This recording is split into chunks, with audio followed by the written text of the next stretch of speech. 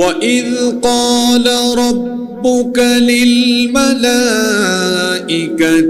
إِنِّي جَاعِلٌ فِي الْأَرْضِ خَلِيفَةً। আর স্মরণ করো যখন তোমার রব, যখন তোমার প্রতিপালক ফেরেশতাদেরকে বললেন, নিশ্চয়ই আমি জমিনে খলিফা সৃষ্টি করতে যাচ্ছি। আল্লাহ কি সৃষ্টি করতে যাচ্ছেন? খলিফা। খলিফা শব্দটি হচ্ছে আরবি। এখানে খলিফা শব্দ দ্বারা কি বোঝানো হয়েছে মুফাসসিরিনে কেরাম তাদের অভিমত ব্যক্ত করেছেন। মুহাম্মদ ইবনু ইসহাক রাহিমাহুল্লাহ তিনি বলছেন, খলিফা শব্দের অর্থ হচ্ছে স্থলাভিষিক্ত হওয়া। অর্থাৎ আল্লাহ তাআলা ফেরেশতাদেরকে সম্বোধন করে বলেছেন যে আমি তোমাদেরকে ছাড়াও এমন খলিফা পৃথিবীতে সৃষ্টি করতে যাচ্ছি যারা যুগ যুগ ধরে বংশানুক্রমে একে অপরের স্থলাভিষিক্ত হবে। তাহলে খলিফা শব্দের একটি অর্থ হলো স্থলাভিষিক্ত হওয়া, একজনের জায়গায় আরেকজন স্থলাভিষিক্ত হওয়া। আল্লাহ তাআলা বলছেন আমি খলিফা সৃষ্টি করতে যাচ্ছি যারা যুগের পর যুগ, কালের পর কাল, সময়ের পরিক্রমায় একে অপরের স্থলাভিষিক্ত হবে। আবার মুহাম্মদ ইবনু জারির আত-তাবারি তিনি বলছেন এখানে খলিফা শব্দের অর্থ হচ্ছে যে আল্লাহ তাআলার এমন প্রতিনিধি যারা পৃথিবীতে এসে আল্লাহর নির্দেশের বাস্তবায়ন ঘটাবে। খলিফা কখনো মালিক হতে পারে না, বরং খলিফা মালিকের আদেশের বাস্তবায়ন ঘটায়। আল্লাহ তাআলা এখানে মানুষকে খলিফা বলে সম্বোধন করেছেন যে আমি পৃথিবীতে খলিফা সৃষ্টি করতে যাচ্ছি। আল্লাহ তাআলা যখন ফেরেশতাদের সাথে এই আলোচনা করলেন, ফেরেশতারা তখন বলল, ক্বালু আতাজআলু ফীহা মান ইউফসিদু ফীহা ওয়া ইয়াসফিকু দিমা ওয়া নাহনু নুসাব্বিহু বিহামদিকা ওয়া নুকদ্দিসু লাক। ফেরেশতারা তখন বললেন, আতাজআলু ফীহা মান ইউফসিদু ফীহা ওয়া ইয়াসফিকু দিমা, আপনি কি দুনিয়াতে এমন কাউকে পাঠাতে চাচ্ছেন যারা সেখানে গিয়ে ফাসাদ সৃষ্টি করবে, বিশৃঙ্খলা ঘটাবে, বিপর্যয় ঘটাবে এবং রক্তপাত করবে? এখন প্রশ্ন হতে পারে, মানুষকে সৃষ্টি করার আগেই ফেরেশতা কেমনে টের পেল যে মানুষ দুনিয়াতে এসে ফাসাদ করবে, বিশৃঙ্খলা ঘটাবে, রক্তপাত করবে, মারামারি করবে, বিশৃঙ্খলা ঘটাবে? মানুষকে সৃষ্টি করার আগেই ফেরেশতা এটা বুঝলো কিভাবে, টের পেল কিভাবে? মুফাসসিরিনে কেরামের ব্যাখ্যায় বলেছেন, আল্লাহ তাআলা মানুষ সৃষ্টি করার আগে জিন জাতিকে সৃষ্টি করেছিলেন, আর এরা একে অপরের সাথে বিশৃঙ্খলা, রক্তপাত, হানাহানি, মারামারিতে তারা লিপ্ত হয়েছিল। ফেরেশতারা জিন জাতির এই অবস্থা প্রত্যক্ষ করে জিনদের উপরে কিয়াস করে বলেছিল, যদি আল্লাহ এখন আবার নতুন করে কাউকে সৃষ্টি করেন, তারাও জিনদের মতো মারামারি, হানাহানি, বিশৃঙ্খলা, ফাসাদ এবং রক্তপাত ঘটাবে। তারা যখন এই কথা বলল, এর সাথে তারা আরো বলেছিল, কেন আপনি নতুন করে কাউকে সৃষ্টি করবেন? ওয়া নাহনু নুসাব্বিহু বিহামদিকা ওয়া নুকদ্দিসু লাক, আমরাই তো আপনার প্রশংসা সহকারে তাসবিহ পাঠ করছি এবং প্রতিনিয়ত আমরা আপনার পবিত্রতা ঘোষণা করছি, তাহলে নতুন করে কাউকে আর কেন বানানো দরকার? আল্লাহ তাআলা তখন ফেরেশতাদেরকে জবাব দিলেন, ক্বালা ইন্নী আ'লামু মা লা তা'লামুন, নিশ্চয়ই আমি যেটা জানি তোমরা সেটা জানো না। আল্লাহ তাআলা যখন খলিফা সৃষ্টি করতে চাইলেন, ফেরেশতারা একমত হলো না, ফেরেশতারা এটার বিরোধিতা করলো। জোরে বলেন, কি করলো? ফেরেশতাদের বিরোধিতা সত্ত্বেও আল্লাহ তাআলা মানুষ বানালেন, মানুষকে তার খলিফার মর্যাদা দিলেন। আদম আলাইহিস সালামকে রব্বুল আলামিন তার নিজের কুদরতি হাতে বানালেন। এরপরে নিজেই আল্লাহ তাআলা আদম আলাইহিস সালামের ভেতরে রূহের সঞ্চার করে দিলেন। আল্লাহ তাআলা আদম আলাইহিস সালামকে সৃষ্টি করার পরে এবার আল্লাহ তাআলা আদম আলাইহিস সালামকে জ্ঞান দান করলেন, কারণ জ্ঞানের কারণে মানুষের মর্যাদা বাড়ে। আদম আলাইহিস সালামের মর্যাদা এবং শ্রেষ্ঠত্ব বৃদ্ধি করার জন্য আদম আলাইহিস সালামকে আল্লাহ তাআলা বানানোর পরে জ্ঞান দান করলেন। আল্লাহ তাআলা এর পরের আয়াতে বলছেন, ওয়া আল্লামা আদামাল আসমাআ কুল্লাহা সুম্মা আরাদাহুম আলাল মালাইকাতি ফাকালা أنبئوني بأسماء هؤلاء إن كنتم صادقين। আল্লাহ তাআলা বলছেন, ওয়াল্লামা আদামাল আসমাআ কুল্লাহা, আর তিনি আদমকে নামসমূহ শিক্ষা দিলেন।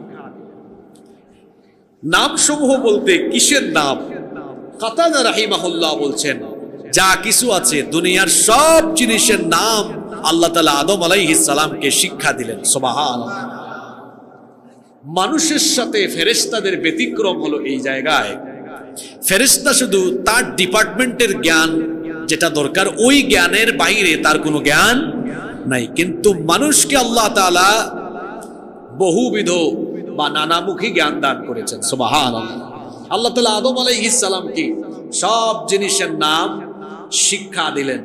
শিক্ষা দেওয়ার পরে আল্লাহ তাআলা এবার আদম আলাইহিস সালাম আর ফেরেশতা উভয়কে একত্রিত করে ওই জিনিসগুলার কিছু জিনিস আল্লাহ তাআলা তাদের সামনে উপস্থাপন করলেন। সুম্মা আরাদাহুম আলাল মালাইকা, অতঃপর ফেরেশতাদের সামনে সেগুলো উপস্থাপন করে আল্লাহ তাআলা বললেন, ফাকালা আনবিউনি বিআসমাই হাউলাই ইন কুনতুম সাদিকিন, তোমরা তোমাদের সামনে যেগুলো দেখতে পাচ্ছ এগুলোর নাম আমাকে জানাও যদি তোমরা সত্যবাদী হয়ে থাকো। যখন আল্লাহ তাআলা ফেরেশতাদের কাছে এই জিনিস বা বস্তুগুলোর নাম জানতে চাইলেন, ফেরেশতারা তখন বলল, ক্বালু সুবহানাকা লা ইলমা লানা ইল্লা মা আল্লামতানা ইন্নাকা আনতাল আলিমুল হাকীম। তারা তখন বলল, আপনি পবিত্র, আপনি আমাদেরকে যে জ্ঞান দিয়েছেন এর বাহিরে তো আমাদের কোনো জ্ঞান নেই। ইন্নাকা আনতাল আলিমুল হাকীম, নিশ্চয়ই আপনি সর্বজ্ঞ প্রজ্ঞাময়, আপনি সকল জ্ঞানের মালিক, আপনি মহাপ্রজ্ঞাবান, আপনি আমাদেরকে যতটুকু শিখিয়েছেন এর বাহিরে তো আমাদের কোনো জ্ঞান। ফেরেশতাদেরকে বললেন, কিন্তু ফেরেশতারা সেই জিনিসগুলোর নাম বলতে পারল না। এবার আল্লাহ তাআলা আদম আলাইহিস সালামকে বললেন, ক্বালা ইয়া আদামু আনবিহুম বিআসমাইহিম ফালাম্মা আনবাআহুম বিআসমাইহিম ক্বালা আলাম আকুল লাকুম ইন্নী আ'লামু গায়বাস সামাওয়াতি ওয়াল আরদি ওয়া আ'লামু মা তুবদুনা ওয়া মা কুনতুম তাকতুমুন। আল্লাহ তাআলা বললেন, হে আদম, আনবিহুম বিআসমাইহিম, তুমি তাদেরকে এই জিনিস বা এই বস্তুগুলোর নাম বলে দাও। আদম আলাইহিস সালামকে যখন আল্লাহ তাআলা বললেন তুমি তাদেরকে এই জিনিসের নামগুলো বলে দাও, আদম আলাইহিস সালাম একটা একটা করে সকল বস্তুর নাম ফেরেশতাদের সামনে বলে দিলেন। সুবহানাল্লাহ। এরপরে আল্লাহ তাআলা ফেরেশতাদেরকে বললেন, ক্বালা আলাম আকুল লাকুম ইন্নী আ'লামু গায়বাস সামাওয়াতি ওয়াল আরদি ওয়া আ'লামু মা তুবদুনা ওয়া মা কুনতুম তাকতুমুন। আল্লাহ তাআলা তখন ফেরেশতাদেরকে বললেন, আমি কি তোমাদেরকে বলিনি নিশ্চয়ই আসমান সমূহ এবং জমিনের গায়েবের খবর আমি জানি, এবং তোমরা যা প্রকাশ করো এবং তোমরা যা তোমাদের অন্তরে গোপন রাখো সেটা কেউ না জানলেও যিনি জানেন তিনি কে। এই আয়াতে আল্লাহ ফেরেশতাদেরকে বললেন, তোমরা যা প্রকাশ করো এবং যা তোমরা তোমাদের ভেতরে গোপন রাখো, এর দ্বারা আল্লাহ কি বোঝাতে চাইলেন? মুফাসসিরিনে কেরাম এর ব্যাখ্যায় লিখেছেন, কাতাদা এবং আবুল আলিয়া রাহিমাহুমুল্লাহ তারা বলছেন ফেরেশতারা যে জিনিসের প্রকাশ করেছিল সেটা হলো, তারা ওই যে বলেছিল আপনি এমন কাউকে সৃষ্টি করবেন নাকি যারা গিয়ে ফাসাদ করবে, যারা গিয়ে বিশৃঙ্খলা করবে, রক্তপাত করবে। এটা তারা আল্লাহর সামনে সরাসরি বলেছিল, কিন্তু তারা অন্তরে কি গোপন রেখেছিল? মুফাসসিরিনে কেরাম বলছেন ফেরেশতারা অন্তরে এই বিষয়টা গোপন রেখেছিল যে আল্লাহ তাআলা যেটাই সৃষ্টি করুন না কেন আমাদের চাইতে বেশি সম্মানিত এবং বেশি জ্ঞানী তারা হতে পারবে না। ফেরেশতারা মনে মনে ভেবেছিল আল্লাহ যেটাই বানান না কেন আমাদের চাইতে জ্ঞানী হবে না, আমাদের চাইতে সম্মানিত হবে না। কিন্তু তাদের চিন্তা ভাবনার ব্যতিক্রম ঘটিয়ে আল্লাহ তাআলা শুধু ফেরেশতা নয়, তামাম মাখলুকাতের মধ্যে সর্বাধিক সম্মানিত এবং সবচাইতে সেরা সৃষ্টি হিসাবে আল্লাহ মানুষ বানালেন। এবং ফেরেশতাদের সামনে আল্লাহ প্রমাণ করে দিলেন, তোমরা অন্তরে গোপন রেখেছিলে, মনে মনে ভেবেছিলে যে আমি যেটা বানাই না কেন সেটা তোমাদের চাইতে বেশি সম্মানিত এবং তোমাদের চাইতে শ্রেষ্ঠ হবে না। কিন্তু আজকে প্রমাণ হয়ে গেল তোমরা আমার ফেরেশতারা, তোমাদের চাইতে আমার বানানো আদম শ্রেষ্ঠ, তোমাদের চাইতে আমার আদম হলো আরো বেশি সম্মানিত। সুবহানাল্লাহ। যেহেতু প্রমাণ হয়ে গেল তোমাদের চাইতে আমার আদম সম্মানিত, তোমাদের চাইতে আমার আদম আরো জ্ঞানী, এই জন্য তোমাদের চাইতে তার মর্যাদা আজকে আমি বাড়িয়ে দিব। আল্লাহ তখন সবাইকে হুকুম করলেন সবাই আদমকে সাজদা দাও। পরের আয়াতে আল্লাহ বললেন ওয়া ইয কুলনা লিল মালাইকাতি ইসজুদু লি আদম ফাসাজাদু ইল্লা ইবলিস আবা ওয়াস্তাকবারা ওয়া কানা মিনাল কাফিরিন। আল্লাহ তাআলা বলছেন আর স্মরণ করো যখন আমরা ফেরেশতাদেরকে বললাম তোমরা আদমকে সাজদা করো, আল্লাহর আদেশ পাওয়ার পরে সব ফেরেশতারা আদম আলাইহিস সালামকে সাজদা দিয়ে দিল। শুধু একজন সাজদা দেয় নাই, যে সাজদা দেয় নাই তার নাম হলো ইবলিস। ইবলিস ছাড়া সকল ফেরেশতাদেরকে দিয়ে আদম আলাইহিস সালামকে সাজদা দেওয়ানোর মাধ্যমে আল্লাহ তাআলা ফেরেশতার চাইতে মানুষের মর্যাদা বাড়িয়ে দিলেন। ইবলিস সাজদা দিল না, আবার অস্বীকার জানালো, অস্বীকৃতি জ্ঞাপন করলো এবং ওয়াস্তাকবারা, সে অহংকার করলো। এর কারণে তার পরিণতি কি হলো? ওয়া কানা মিনাল কাফিরিন, সে কাফিরে নাফরমানে পরিণত হয়ে গেল। ইবলিস যখন আল্লাহকে সাজদা দিল না, তখন ইবলিসের সাথে আল্লাহ কি কথা বললেন? কোরআনে কারীমের 38 নম্বর সূরা, সূরাতুস সাদের 75 নম্বর আয়াত থেকে আল্লাহ তাআলা বলছেন ইবলিস সাজদা যখন দেয় নাই তখন আল্লাহ তাকে জিজ্ঞেস করলেন ক্বালা ইয়া ইবলিস মা মানাআকা আন তাসজুদা লিমা খালাকতু বিয়াদাইয়া আস্তাকবারতা আম কুনতা মিনাল আলিন। আল্লাহ তাআলা বলছেন তখন আমি ইবলিসকে বললাম, হে ইবলিস, কোন জিনিস তোমাকে নিষেধ করলো সাজদা দিতে? আমি তো আদেশ করলাম আমার আদমকে সাজদা দাও, যাকে আমি আমার নিজের হাতে বানিয়েছি। আমি যাকে আমার নিজের হাতে বানালাম সেই আদমকে সাজদা দেওয়ার জন্য আমি আদেশ করার পরে কোন জিনিস তোমাকে সাজদা দিতে বাধা দিল? কেন তুমি সাজদা দিলে না? আস্তাকবারতা, তাহলে কি তুমি অহংকার করলে নাকি? আম কুনতা মিনাল আলিন, নাকি তুমি মনে করছো তুমি তার চাইতে উত্তম? তখন ইবলিস আল্লাহ তাআলাকে বলেছিল ক্বালা আনা খায়রুম মিনহু খালাকতানি মিন নারিন ওয়া খালাকতাহু মিন তিন। ইবলিস তখন বলল, হে আল্লাহ, আমি আদমকে সাজদা দেই না এই কারণে, কারণ আমি তো তার চাইতে উত্তম। আনা খায়রুম মিন, আমি তার চাইতে সেরা, আমি তার চাইতে উত্তম। খালাকতানি মিন নার, আপনি আমাকে আগুন থেকে সৃষ্টি করেছেন। ওয়া খালাকতাহু মিন তিন, এবং তাকে আপনি কাদামাটি থেকে বানিয়েছেন। আগুনের কাজ হলো, আগুন তো ঊর্ধ্বমুখী থাকে আর মাটি তো নিচের দিকে থাকে, তো আমি তো আগুনের তৈরি, কেন আমি মাথা নত করে আদমের মতো? আদম যে আদম আমার চাইতে সম্মানের দিক থেকে কম, মর্যাদার দিক থেকে কম, কেন আমি তাকে সাজদা দিব? এজন্য আমি তাকে সাজদা দেই নাই। ইবলিস যখন অহংকারী আচরণ করলো, অধ্যতাপূর্ণ আচরণ করলো, আল্লাহর আদেশ অমান্য করলো, তখন আল্লাহ তাআলা ইবলিসকে বললেন, ক্বালা ফাখরুজ মিনহা ফাইন্নাকা রাজিম।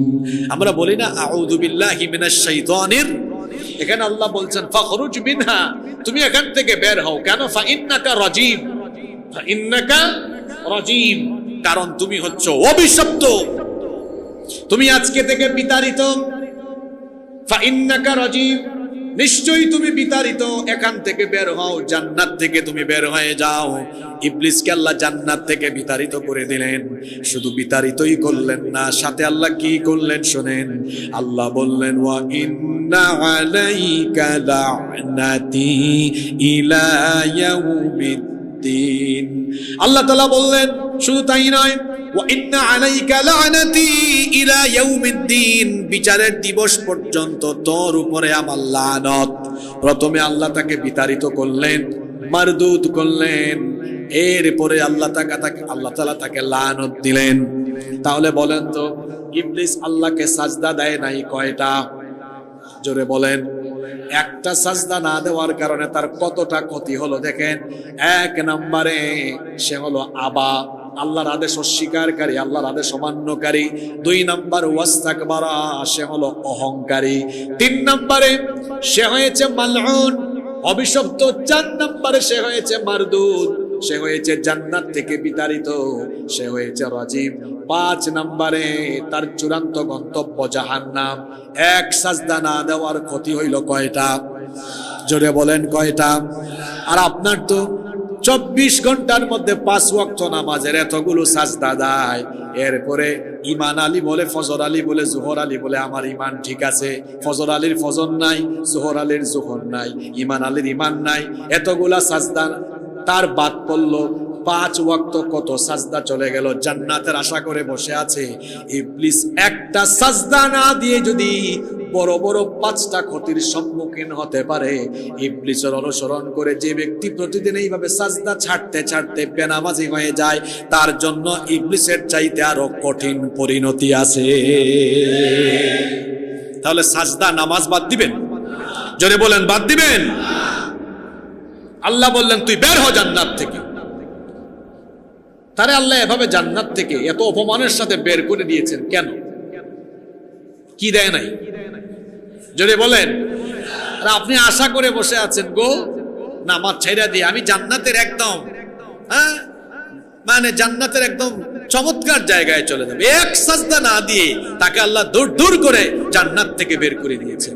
আর আপনি বসে আছেন, আপনার ফজর নাই, যোহর নাই, আসর নাই, মাগরিব নাই, এশা নাই, কোন নামাজের খবর নাই। নামাজ ছাড়া জান্নাতের গন্ধ পাওয়া যাবে না।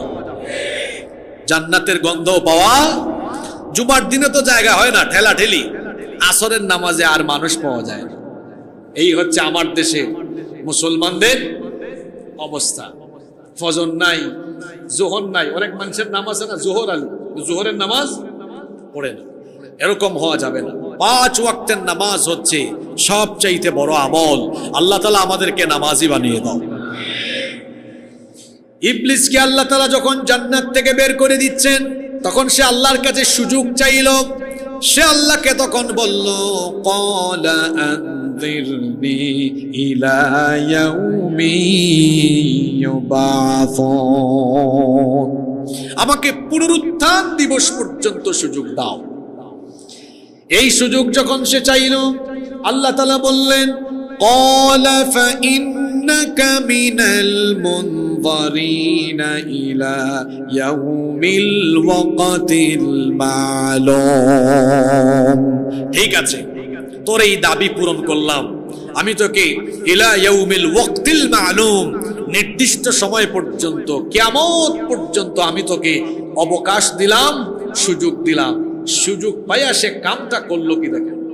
সুযোগ পেয়ে সে তখন বলল, ক্বালা ফাবিইজ্জাতিকা লাউগওয়িয়ান্নাহুম আজমাইন।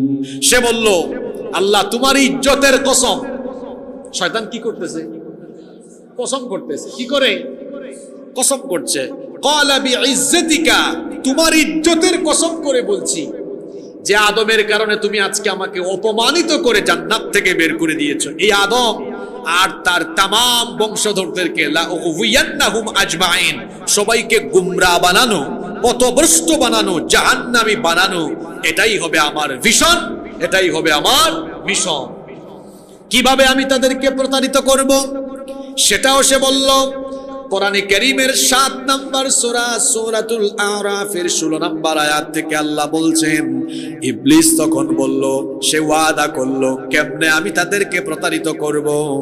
ক্বালা ফাবিমা আওয়াইতানি লাআকউদান্না লাহুম সিরাতাকাল মুস্তাকিম। সিরাতুল মুস্তাকিমের পথ, সিরাতুল মুস্তাকিমের পথ হলো ইসলামের পথ, সিরাতুল মুস্তাকিমের পথ হলো কোরআনের পথ, এটা হলো দ্বীনের পথ। ইবলিস বলল, এই সিরাতুল মুস্তাকিমের পথে তোমার যে বান্দারা চলতে চাইবে সেই পথে বাধা হয়ে দাঁড়ানো, এটা হবে আমার কাজ। আর কিভাবে আমি তাদেরকে এই পথে অন্তরায় বাধা বিপত্তি সৃষ্টি করব সেটাও সে বলল। সে বলল, সুম্মা লাআতিয়ান্নাহুম মিন بين أيديهم ومن خلفهم وعن أيمانهم وعن شمائلهم ولا تجد أكثرهم شاكرين। আমি এদেরকে সামন দিক থেকে, পিছন দিক থেকে, ডান দিক থেকে, বাম দিক থেকে, কোন দিক কি বাকি আছে নাকি? সামনে পিছে ডানে বামে সকল দিক থেকে আমি আমার প্রতারণার জাল বিস্তার করে এদেরকে আমি জাহান্নামমুখী বানাবো। সবাইকে আমি প্রতারণার জাল আমার ফাঁদে ফেলে, আমার খপ্পরে ফেলে জাহান্নামমুখী বানানো, এটাই হবে আমার কাজ। তাহলে আমাদেরকে আল্লাহর পথ থেকে বিচ্যুত করা, এটা হলো শয়তানের ওয়াদা, এটা হলো শয়তানের ওয়াদা। আর শয়তান তার এই ওয়াদা বাস্তবায়নের লক্ষ্যে আপ্রাণ 24 ঘন্টা কাজ করে যাচ্ছে। আর শয়তানের বিশেষ কিছু ক্ষমতাও আছে, যেমন শয়তানের এমন ক্ষমতা, সে মানুষের রক্তকণিকায় ঢুকতে পারে, রগের ভেতরে শিরা উপশিরায় ঢুকে মানুষকে ধোঁকা দিতে পারে। এজন্য বুখারী এবং মুসলিম শরীফে হাদিস এসেছে, আল্লাহর নবী বলেছেন, ফাইন্নাশ শাইতানা ইয়াজরি মিন আহাদিকুম মাজরাদ দাম। আল্লাহর নবী বলেছেন, নিশ্চয়ই শয়তান তোমাদের রক্তকণিকায় শিরা উপশিরায় প্রবেশ করে তোমাদেরকে ধোঁকা দিতে পারে। চিন্তা করেন তার কত ক্ষমতা। পৃথিবীতে শয়তান থেকে আপনাকে একজন ছাড়া আর কেউ হেফাজত করতে পারবে না। তিনি কি? এমন ক্ষমতা তার, সে আপনার রোগের ভেতরে ঢুকতে পারে, শিরা উপশিরায় ঢুকে আপনাকে ধোঁকা দিতে পারে। শুধু তাই নয়, এই শয়তানের এমন অলৌকিক ক্ষমতা আল্লাহ দিয়েছেন, সে একজন ছাড়া আর সবার সুরত ধারণ করতে পারে। আর যার সুরত সে ধারণ করতে পারে না, তিনি হলেন রাহমাতাল লিল আলামিন মুহাম্মাদুর রাসূলুল্লাহ সাল্লাল্লাহু আলাইহি ওয়াসাল্লাম। এই জন্য আল্লাহর নবী বলেছেন, ওয়ামান রাআনি ফিল মানামি ফাকাদ রাআনি। যে ব্যক্তি স্বপ্ন যুগে আমাকে দেখলো, সে যেন আমাকেই দেখলো। কারণ ফাইন্নাশ শাইতানা লা ইয়াতামাসসালু ফি সূরাতি, কারণ শয়তান সকলের সূরত ধারণ করতে পারলেও আমার আকৃতি শয়তান কখনো ধারণ করতে পারে না। এজন্য যে স্বপ্ন যুগে নবীজিকে দেখলো, সেজন্য সত্যিকার অর্থেই আল্লাহর নবীকে দেখলো। সুবহানাল্লাহ। আর যে চক্ষু স্বপ্ন যুগেও আল্লাহর নবীকে দেখবে, ওই চক্ষুকে জাহান্নাম থেকে যিনি বাঁচিয়ে দিবেন তিনি কে? রব আমাদেরকে তোমার হাবিবের দিদার স্বপ্ন যুগে নসিব করে দিও, বলে না আমিন। তাহলে শয়তান মানুষের রগের ভেতরে শিরা উপশিরায় ঢুকে মানুষকে ধোঁকা দিতে পারে। এমনকি যে কোনো সুরত শয়তান ধারণ করতে পারে না। ওই যে আমাদের জাতির পিতার সামনেও এসেছিল মানুষের সুরত ধরে। জাতির পিতা কে? 15 বছরের গুতা খাইয়া এখনো ভালোভাবে সাহস করে বলতে পারেন, হ্যাঁ, জাতির পিতা কে? তাকে জাতির পিতা বানিয়েছেন কে? আল্লাহ বললেন, তোমার সন্তান তাকে তুমি জবাই করো। স্বপ্ন যুগে দেখলেন নবীদের স্বপ্ন আর আমাদের স্বপ্ন একরকম নয়। আমরা কত জাতের স্বপ্ন দেখি। আমরা স্বপ্নে কক্সবাজার চলে যাই, দুবাইয়ে চলে যাই, ইংল্যান্ডে চলে যাই, আর কত আবুল তাবুল স্বপ্ন দেখি। তবে মুমিনের স্বপ্ন হলো নবুয়তের 46 ভাগের 1 ভাগ, বলেছেন মুহাম্মাদুর রাসূলুল্লাহ সাল্লাল্লাহু আলাইহি ওয়াসাল্লাম। আমাদের স্বপ্ন আর নবীদের স্বপ্নের মধ্যে পার্থক্য হলো, নবীদের স্বপ্ন শুধু স্বপ্ন নয়, নবীদের স্বপ্ন হলো আল্লাহর তরফ থেকে আসা ওহী। সুবহানাল্লাহ। তিনি স্বপ্ন দেখলেন তার সন্তানকে জবাই করছেন। ছেলের সাথে যখন পরামর্শ করলেন, ছেলেও রাজি হয়ে গেলেন। বাপ বেটা দুজনে যখন রওনা করলেন, ইবলিস তখন মানুষের সুরত ধরে সামনে হাজির হয়ে গেল। বলল, ইব্রাহিম, আল্লাহ তোমাকে 86 বছর বয়সে সন্তান দিলেন, এই সন্তানটা বড় হলো, এই সন্তানকে তো দেওয়ার পরেই তাকে নির্বাসনে রেখে দিলা, নির্বাসনে রেখে দেওয়ার পর বড় হলো, এখন বাড়িতে নিয়ে একসাথে যদি তোমরা বসবাস করতা সেটা কত আনন্দের হতো। আল্লাহ তাআলা তোমাকে বলেছেন, তোমাকে আদেশ দিয়েছেন তোমার ছেলেকে জবাই করার জন্য, কিন্তু তুমি তো ভিন্ন অপশন চাইলে সেটাও আল্লাহ তোমাকে দিতেন, কারণ তুমি তো আল্লাহর খলিল। ইব্রাহিম আলাইহিস সালাম মনে মনে ভাবলেন, আমি তো এখন হুকুম পালন করছি কার? আরো জোরে বলেন, আল্লাহর হুকুম পালনে আমাকে কেবলমাত্র একজনই ওয়াসওয়াসা দিতে পারে, তার নাম কি? তিনি চিনে ফেলছেন এটা মানুষরূপী।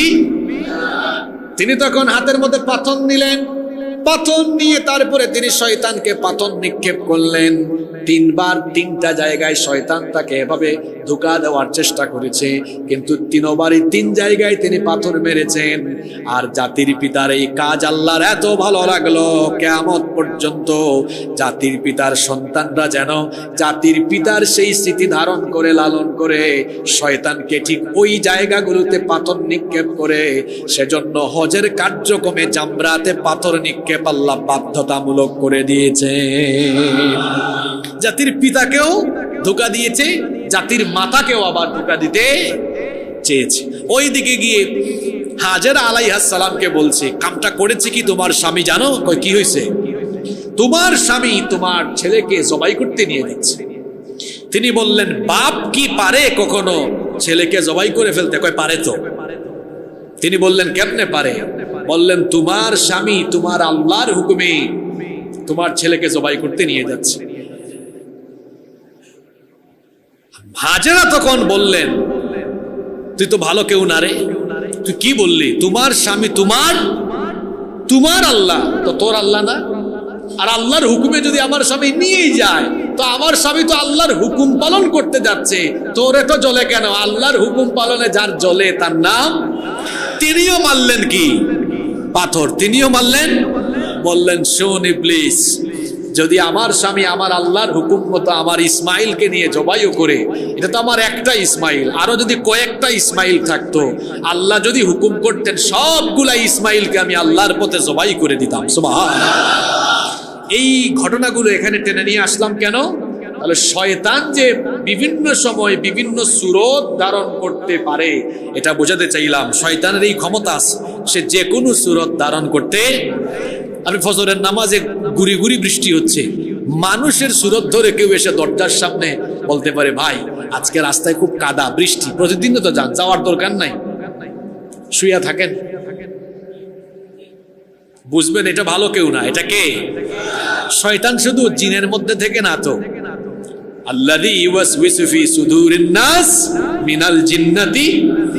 শয়তান নিজেও এবং তার মুরিদ আছে, কিছু মানুষের মধ্যে কিছু মুরিদ আছে, উভয়ের মাধ্যমে সে মানুষকে প্রতারিত করে। ওই যে আমি একটা কিস্সা, একটা কাহিনী প্রায় সময় বলি।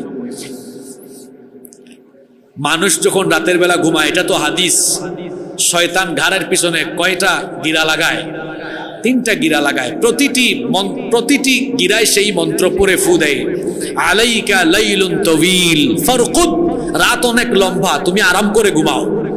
যখন আল্লাহর বান্দা ফজরের আজান শুনে চক্ষু খুলে আল্লাহকে স্মরণ করে ঘুমের থেকে বিছানা থেকে উঠে যায়, শয়তানের লাগানো 1 নাম্বার গিরা তখন ছুটে যায়। সুবহানাল্লাহ।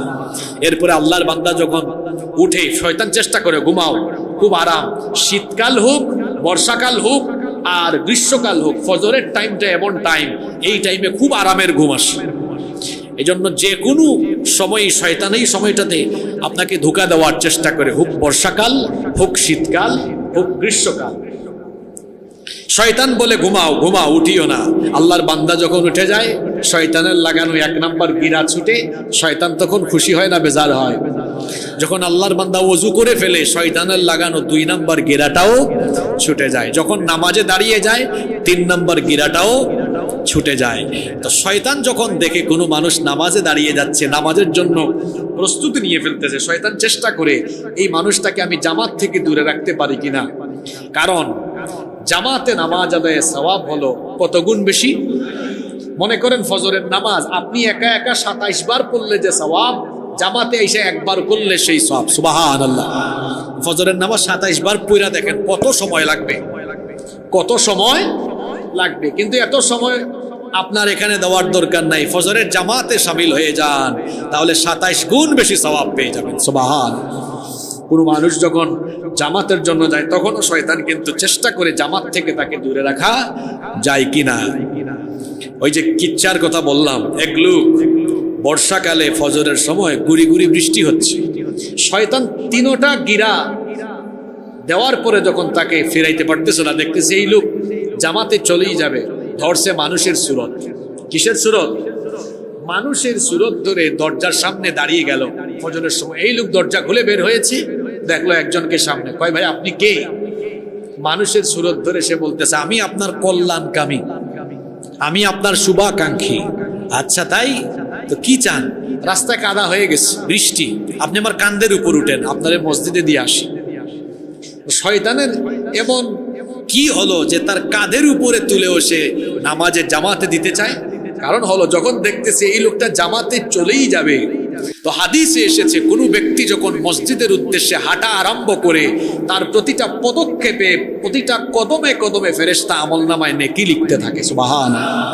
ফেরেশতা দেখেছে, ইবলিস দেখেছে এই লোক তো জামাতে হাজির হবেই হবে, তারে বাধা দিয়া লাভ হবে না। অন্তত ওই যে হেঁটে হেঁটে যাবে, ওই হেঁটে হেঁটে যাওয়ার সওয়াবটাও যদি আমার কাঁধের উপর তুলে কমাই ফেলতে পারি তাও তো ভালো। এত খারাপের খারাপ এই শয়তান, আপনি সওয়াব বা নেকি কামান, এটা সে কোনোদিনও কখনোই চায়। তাহলে বলছিলাম ইবলিস ওয়াদা করে এসেছে যে তুমি আমাকে আদমের কারণে জান্নাত থেকে বের করে দিয়েছো, আমি তাকে সাজদা দেই নাই, জান্নাত থেকে বের করে দিয়েছো, তাকে আদমকে এবং তার বংশধর সবাইকে আমি ধোঁকা দিব, জাহান্নামমুখী বানাবো। এটা আমার প্রতিশ্রুতি, এটা আমার ওয়াদা। আল্লাহ বললেন যা তুই তোর ওয়াদা গিয়ে পালন কর, আমারও ওয়াদা আছে, আমারও ওয়াদা। আল্লাহর ওয়াদা কি? যারা তোর খপ্পরে পড়বে না, যারা আমার বিধান মানবে, আমার ওয়াদা হলো আমার এই সীমাহীন অফুরন্ত নেয়ামতের জায়গা, এই জান্নাত আমি আমার বান্দাদের বাসস্থান বানিয়ে দিব। সুবহানাল্লাহ। তাহলে মানুষের ব্যাপারে আল্লাহরও একটা ওয়াদা আছে, শয়তানেরও একটা কি আছে? আল্লাহর ওয়াদাটা কিসের? জান্নাতে। আর শয়তানের ওয়াদা হলো কিয়ামতের দিন উভয়েই উভয়ের ওয়াদা পালন করবেন। আল্লাহ বলবেন ইন্না ওয়াদাকুম ওয়াদাল হক, তোমাদের সাথে আল্লাহর করা ওয়াদা সত্য, আসো যারা শয়তানের গোলামি করো নাই, আমার ওয়াদা মোতাবেক আমার জান্নাতে ঢুকো। সুবহানাল্লাহ।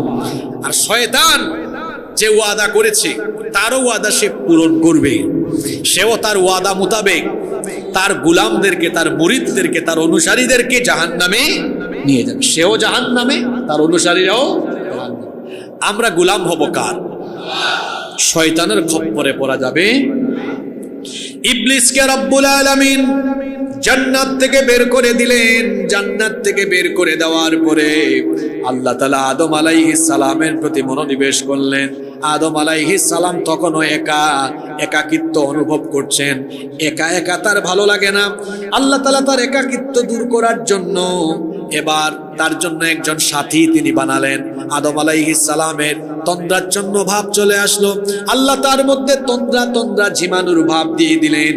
তন্দ্রা ভাব যখন তার মধ্যে চলে আসলো, তখন তার বাম পাজর থেকে একখানা হাড় নেওয়া হলো, সেই স্থানে গোশত সংযোজন করা হলো। তখন আদম আলাইহিস সালাম ঘুমিয়েছিলেন, তার বাম পাজর থেকে একটা হাড় নিয়ে তার মধ্যে গোশত সংযোজন করে আদম আলাইহিস সালামের বাম পাজরের হাড় থেকে আল্লাহ তাআলা তার স্ত্রী হাওয়া আলাইহিস সালামকে তিনি বানালেন। ঘুম থেকে উঠলেন, উঠে দেখলেন তার পাশে একজন মহিলা, তার পাশে একজন মহিলা। জিজ্ঞেস করলেন তুমি কে? বললেন আমি হলাম হাওয়া। হাওয়া আলাইহিস সালাম হচ্ছেন দুনিয়ার সেরা সুন্দরী নারী, বিশ্বের 1 নাম্বার শ্রেষ্ঠ সুন্দরী নারী হলেন হাওয়া আলাইহিস সালাম। আদম আলাইহিস সালাম যখন হাওয়া আলাইহিস সালামকে তার সামনে দেখলেন, বললেন তুমি কে? বললেন আমি হলাম হাওয়া। বললেন তুমি এখানে কেন? তখন তিনি বললেন আমাকে আল্লাহ তাআলা আপনার থেকেই বানিয়েছেন যাতে আমার মাধ্যমে আপনি প্রশান্তি এবং সুখ অনুভব করতে পারেন। সুবহানাল্লাহ। আদম আলাইহিস সালাম এগিয়ে যাচ্ছেন, আল্লাহ বলেন আগাইও না, বিয়ের ব্যবস্থা করে দেই। আদম আলাইহিস সালাম এবং হাওয়া আলাইহিস সালাম এই দুইজনকে আল্লাহ তাআলা এরপরে বললেন যাও আমার জান্নাতের ভেতরে তোমরা প্রবেশ করো। আল্লাহ পরের আয়াতে বলছেন ওয়াকুলনা ইয়া আদামুসকুন আনতা ওয়া যাওজুকাল জান্নাতা ওয়া কুলা মিনহা রাগাদান হাইথু শি'তুমা ওয়া লা তাকরাবা হাযিহিশ শাজারাতা ফাতাকুনা মিনাল জালিমিন। আল্লাহ তাআলা বললেন হে আদম, তুমি আর তোমার স্ত্রী এই জান্নাতের ভেতরে বসবাস করো, জান্নাত থেকে খাও, আহার করো, স্বাচ্ছন্দ্যের সাথে থাকো, তোমাদের ইচ্ছা অনুযায়ী জান্নাতে ঘুরে বেড়াও, কিন্তু খবরদার ওয়ালা তাকরাবা হাযিহিশ শাজারা, এই গাছটার কাছে যাও না, এই বৃক্ষের নিকটবর্তী হয় না। যদি যাও তাহলে তোমরা সীমা লঙ্ঘনকারী হয়ে যাবে, জালিম হয়ে যাবে। আল্লাহ তাআলা দুজনকেই বললেন তোমরা জান্নাতে থাকো কিন্তু ওই গাছটার কাছে যেও।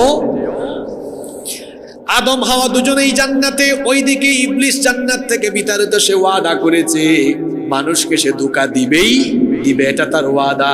তার ওয়াদা বাস্তবায়নের লক্ষ্যে তখন থেকেই সে তার কর্মসূচি গ্রহণ করেছে। আর তার কর্মসূচি মোতাবেক প্রথম ধোঁকাই দিল সে আমাদের বাবা মা দুজনকেই সে কেমনে ধোঁকা দিল শোনেন। আল্লাহ পরের আয়াতে বলছেন ফাআযাল্লাহুমাশ শাইতানু আনহা ফাআখরাজাহুমা মিম্মা কানা ফি। অতঃপর শয়তান উভয়কেই ধোঁকা দিল, শয়তান উভয়কেই ধোঁকা দিয়ে পদস্খলন ঘটালো, জান্নাত থেকে তাদেরকে বের করে দেওয়ার মতো কাম করে দিল।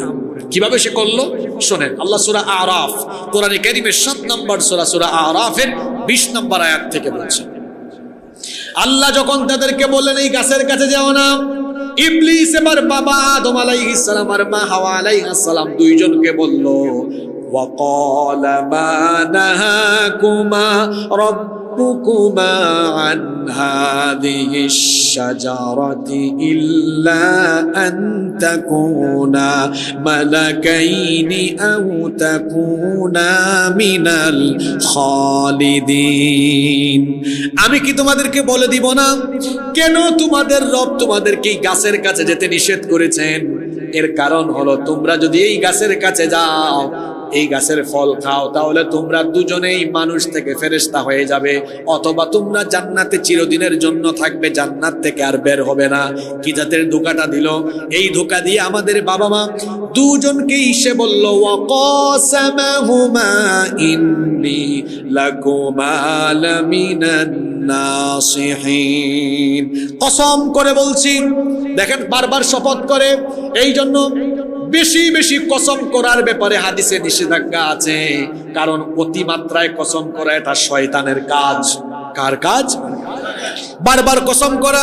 সে বলছে ওয়াকাসামাহুমা, আমি তোমাদের দুজনের জন্য কসম করছি, ইন্নী লাকুমা মিনান নাসিহিন, ইন্নী লাকুমা লামিনান নাসিহিন, আমি তোমাদের জন্য ভালো উপদেশদাতা, আমি তোমাদের শুভাকাঙ্ক্ষী। আল্লাহ বলেছেন এই গাছের কাছে যেও না, কারণ এখানে গেলে তোমরা চিরজীবন লাভ করবে। সুতরাং আমি তোমাদেরকে গোপনটা ফাঁস করে দিলাম। বাবা মা দুইজন যখন ইবলিসের খপ্পরে পড়ে গেলেন, ইবলিসের ধোঁকায় প্রতারিত হয়ে গেলেন, তখন কি হলো শুনেন। আল্লাহ পরের আয়াতে বলছেন ফাদাল্লাহুমা বিগুরুর, আদম এবং হাওয়া দুজনেই ইবলিসের দ্বারা প্রতারিত হয়ে গেলেন। প্রতারিত হয়ে তারা কি করলেন? ফালাম্মা যাকাশ শাজারাতা বাদাত লাহুমা সাওআতুহুমা ওয়া তাফিকা ইয়াখসিফানি আলাইহিমা মিন ওয়ারাকিল জান্নাহ। উভয়েই ওই নিষিদ্ধ গাছের ফল আস্বাদন করলেন। যখনই তারা নিষিদ্ধ গাছের ফল আস্বাদন করলেন, সঙ্গে সঙ্গে তাদের উভয়ের শরীর থেকে জান্নাতি পোশাক, জান্নাতি কাপড় খুলে গেল। উভয়ের লজ্জাস্থান দেখে ফেললেন, লজ্জাস্থান প্রকাশিত হয়ে গেল।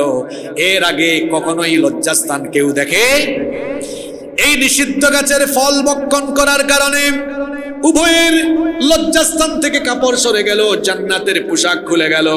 যখন তারা দুজনেই উলঙ্গ হয়ে পড়লেন, সঙ্গে সঙ্গে তারা লজ্জায় আর শরমে জান্নাতের গাছের পাতা দিয়ে তাদের লজ্জাস্থানকে আবৃত করতে লাগলেন।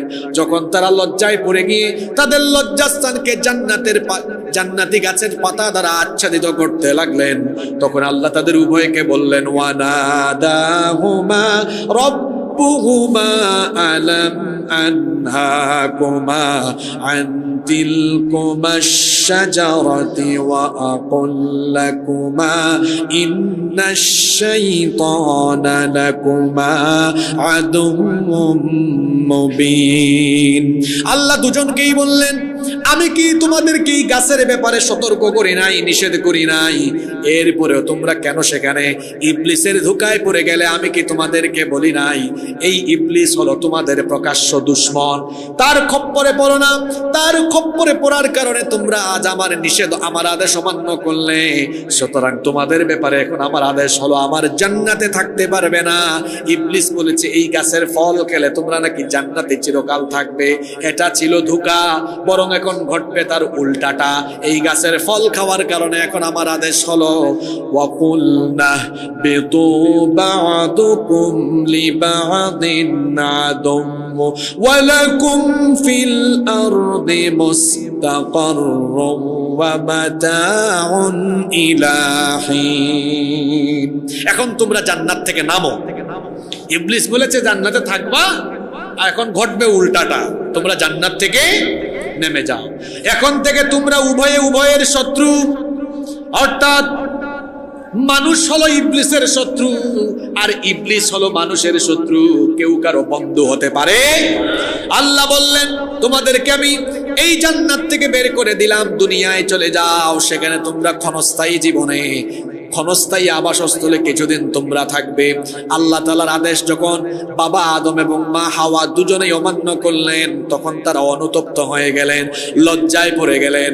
অনুতপ্ত আর লজ্জায় পড়ে যাওয়ার কারণে আল্লাহ তাআলা তাদের উভয়ের উপর আবার দয়া প্রবেশ হয়ে গেলেন। আল্লাহ উভয়ের প্রতি আবার অনুগ্রহ করলেন। আমরা যতই গুনাহ করি না কেন, গুনাহ করার পরে আমরা যদি গুনাহের জন্য অনুতপ্ত হয়ে আল্লাহর রহমতের আশা করি, আমার আল্লাহর নাম তো হলো গফফার, ওয়া হুয়াল গফুরুল ওয়াদুদ। তিনি হচ্ছেন ক্ষমাশীল এবং প্রেমময়। যখন আমরা গুনাহ করার পরে আল্লাহ তাআলার প্রতি তাওয়াজ্জু হয়ে যায়, আমরা যখন অনুতপ্ত হয়ে আল্লাহর রহমতের আশা করি, তখন আল্লাহ তাআলা আমাদের উপর দয়া করেন এবং গুনাহগুলোকে মাফ করে দেন। সুবহানাল্লাহ। বাবা আদম এবং হাওয়া দুজনেই যখন অনুতপ্ত হয়ে গেলেন, তখন আল্লাহ কি করলেন? পরের আয়াতে আল্লাহ বলছেন, ফাতালাক্কা আদামু মির রাব্বিহি কালিমাতিন ফাতাবা আলাইহি ইন্নাহু হুয়াত তাওয়াবুর রহিম। অতঃপর আদম তার রবের পক্ষ থেকে তাওবার কিছু নিয়ম কানুন, কিছু বাণী পেলেন এবং সেগুলো দ্বারা তিনি তাওবা করলেন। আল্লাহ তাআলা আদম আলাইহিস সালামকে শিখালেন, যেহেতু তুমি ভুলের জন্য অনুতপ্ত হয়েছো, লজ্জিত হয়েছো, তাওবার নিয়ম আমি শিখিয়ে দিলাম। আমার কাছে এখন এই ভুলের জন্য তুমি লজ্জিত হয়ে আমার কাছে ভুলের জন্য ক্ষমা চাও। দুজনকে আল্লাহ শিখায়া দিলেন কোন দোয়াটা তারা বললেন। আল্লাহ তাদের সেই আল্লাহর তরফ থেকে শেখানো দোয়াটাও আল্লাহ কোরআনে কারিমে আমাদের জন্য উঠায়া দিয়েছেন। উভয়েই তখন বললেন, ক্বালা রব্বানা যালামনা আনফুসানা ওয়া ইল্লাম তাগফির লানা ওয়া তারহামনা লানাকুনান্না মিনাল খাসিরিন। রব্বানা যালামনা আনফুসানা, হে আমাদের রব, আমরা আমাদের নিজেদের নফসের উপরে জুলুম করে ফেলেছি। ওয়া ইল্লাম তাগফির লানা, আর যদি আপনি আমাদেরকে ক্ষমা না করেন, ওয়া তারহামনা, এবং যদি আমাদের উপর রহম না করেন, লানাকুনান্না মিনাল খাসিরিন, অবশ্যই আমরা ক্ষতিগ্রস্ত হয়ে যাব। এই দোয়া পরে বাবা আদম আলাইহিস সালাম এবং মা হাওয়া আলাইহিস সালাম যখন আল্লাহর কাছে দোয়া করলেন, আল্লাহ তাদের উভয়ের ভুল ত্রুটি ক্ষমা করে দিয়ে দুজনের তওবা আল্লাহ কবুল করে নিলেন।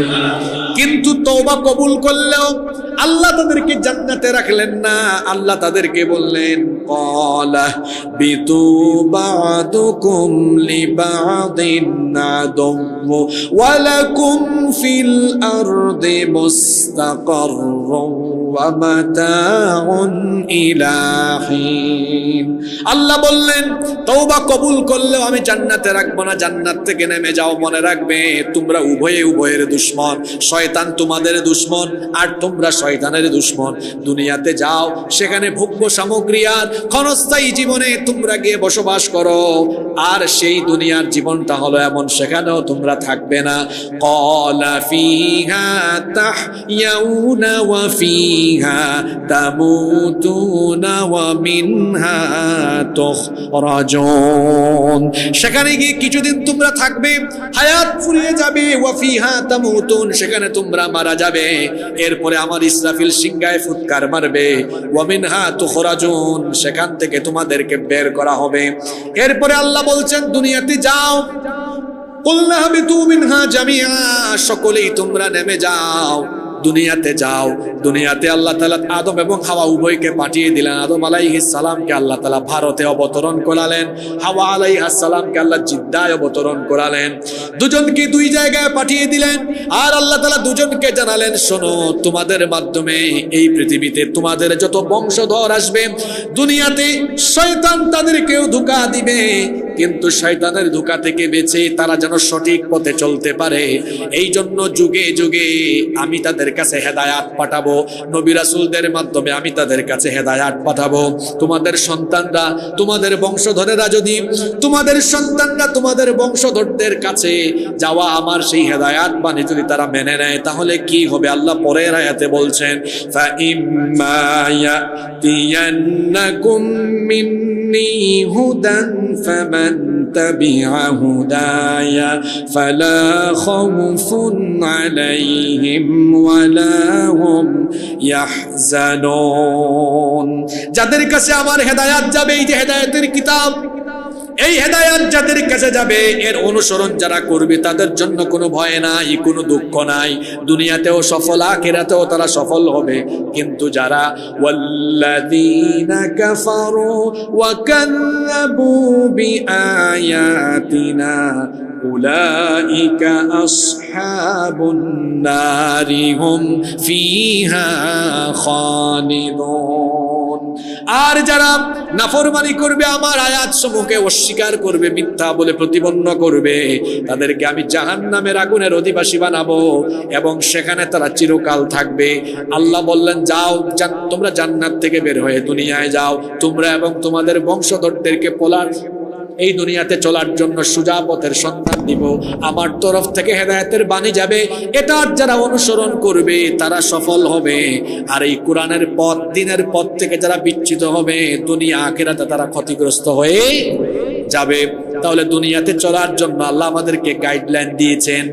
যুগে যুগে আল্লাহ গাইডলাইন দিয়েছেন, আখিরি নবীর উম্মতের জন্য চূড়ান্ত গাইডলাইন আল্লাহ দিয়েছেন। সেই গাইডলাইনের নাম হলো এই কিতাব যারা মানবে, ফামান তাবিআ হুদায়া ফালা খাউফুন আলাইহিম ওয়ালা হুম ইয়াহজানুন। দুনিয়ায়ও টেনশন নাই, আখিরাতেও।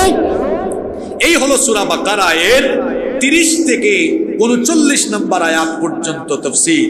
আমরা আগামী জুমায় 40 নম্বর আয়াত থেকে আলোচনা শুরু করব ইনশাআল্লাহ।